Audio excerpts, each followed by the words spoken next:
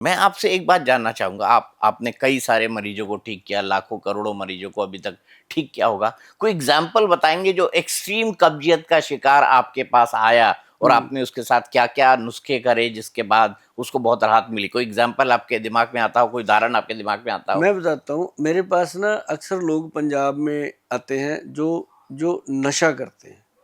एक लड़का था पूरा यंग और हट्टा-कट्टा पूरा, आके कहता है गोयल साहब बस मुझे ना मेरी कब्ज़ हटा दो, नशा तो मैं अभी छोड़ दूँ। ऐसी उसकी हालत। मैं कहा कोई बात नहीं, मैंने उसको दवाई दी क्योंकि हमारी जो नशा छुड़ाने की औषध है ना जी, वो बहुत कमाल है। वो मतलब साइंटिफिक ही है, लोगों को पता है कि ये ठीक है, पेटेंट है गवर्नमेंट से। तो जो जब ना जी उसको मैंने दवाई दे के भेज दिया, वो तो 6 दिन हो गया परेशान, उसकी तो कब्ज़ ही ना खुले। 6 दिन के बाद वो दोबारा आ गया। हरियाणा से था, काफ़ी दूर से, चंडीगढ़ से 300-400 किलोमीटर था उसका। बेचारा दोबारा आया, आके वो मेरे पास बैठ गया, कहता गोयल साहब मेरी कब्ज़ नहीं टूट रही, मैं यहाँ तक भरा पड़ा हूँ, मेरा कुछ करो। तो हमने ना जी वो जो हमारी सकरूनियाँ भी दे दी, सब कुछ दे लिया जी, वो लॉक ही ना खुले उसका। मैं कहा यार ये कैसा पंगा हुआ? तो फिर हमने ना जी क्या किया, हमारे पास एक ऑयल आता है, वो ओरिजिनल castor ऑयल का ऑयल है जी। ओरिजिनल मतलब जैसे वो गंजला सा पानी जैसा नहीं, पूरा वो गंदा वैसे ही जैसे निकाला होता है। मैंने कहा यार ऐसे करो, दूध में घोल के इसको 2 चम्मच पिलाओ। चरसिया जी वो 3 घंटे तक टॉयलेट में रहा वो, और बाहर आके ना उसने मुझे जोर से जप्पी पा के थैंक यू बोला। कहता गोयल साहब जिंदगी बन गई मेरी तो। मतलब ऐसे कब्ज खोल ले। और ऐसे कई पेशेंट मेरे पास बाहर से आते हैं, फॉरेन से, उधर बड़ी प्रॉब्लम है जी। वो कई तो ऐसे आते हैं जी, एक एक पेशेंट आया मेरे पास, कहता है जी मुझे 21-22 दिन हो गए मैं टॉयलेट नहीं गया। मैं कहा यार फिर कैसे करते हो?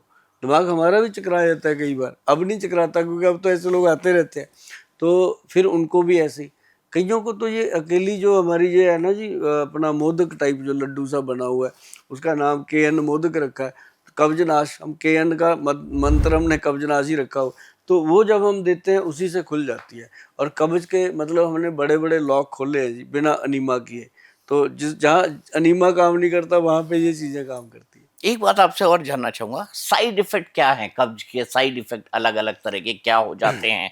ये तो आदमी सुबह जब इस तरह से माहौल नहीं बनता है ना, तो आदमी परेशान हो जाता है और वो परेशानी उसके दिन भर चलती है। ऐसा मैंने कई लोगों को देखा और कई लोगों को बात करते हुए महसूस किया, खुद भी महसूस किया। एक तो चौरसिया जी उसकी ज़िंदगी स्लो हो जाती है। उसका काम करने का मन चले ना चले, रोड छोड़ो यार, ऐसा स्लो हो जाता है। दूसरा, उसका ब्रेन जो है वो स्ट्रेस से भरा रहता है 24 घंटे, उसको दिमाग पे बोझ रहता है इस चीज़ का। तीसरा, उसको शुगर होने का खतरा, उसको फैटी लीवर होने का खतरा, उसको किडनी का कमज़ोर होने का खतरा, क्योंकि जो खाया वो हजम तो हुआ नहीं, वो तो मल बन के पड़ा है। तो उसके जो पोषण मिलना है शरीर को वो मिल नहीं रहा, इसलिए उसको जो है मेनली स्ट्रेस जो है वो बढ़ जाता है। तब जा कर के उसको लगता है कि भगवान इससे मेरा पीछा छुड़ाओ, कुछ करो। तो फिर वो डॉक्टरों के चक्कर, अच्छा एक कब्ज़ का पेशेंट जल्दी डॉक्टर के पास नहीं जाता, वो 100 रुपए का चूरन खरीदने की आदत पड़ी होती है उसको, एक चमचा तो आप खाने ये की। बताइए, ₹100 का चूरन खरीदना चाहिए या नहीं खरीदना चाहिए? मैं कहता हूँ बिना डॉक्टर की सलाह से उसको कुछ ऐसा लेना नहीं चाहिए। कब्ज को मामूली मत समझो, कब्ज का ट्रीटमेंट होता है, बढ़िया चीज़ें वैद्य जब देते हैं तो वैद्य से लो। मैं कहता हूँ छोटी जंग हरड़ ही काफ़ी है। और अच्छा एक चीज़ और चरसिया जी मैं आपको बता दूँ, आप खुद भी कभी आजमा के देखना, लाखों लोगों को बताया, ऐसे ही बता दिया बैठे-बैठे, क्योंकि जिनको बताते हैं वो लोग ठीक होते हैं, ग्रंथ में लिखा था, पढ़ा मैंने, मेरे दिमाग ने भी उसको माना नहीं बात को। मैं कहा यार हो नहीं सकता। क्या था कि मलट्ठी का 1 चम्मच पाउडर लेके रात को खा लो, सुबह पेट साफ हो जाता है। जबकि हमारे मलट्ठी किस लिए ली जाती है? गला साफ करने के लिए, खांसी जुकाम के लिए मलट्ठी। अब मलट्ठी का पाउडर लेने से पेट साफ होता है। मतलब ये भी एक अपने आप में एक बहुत बड़ी औषध है जी, मलट्ठी पाउडर।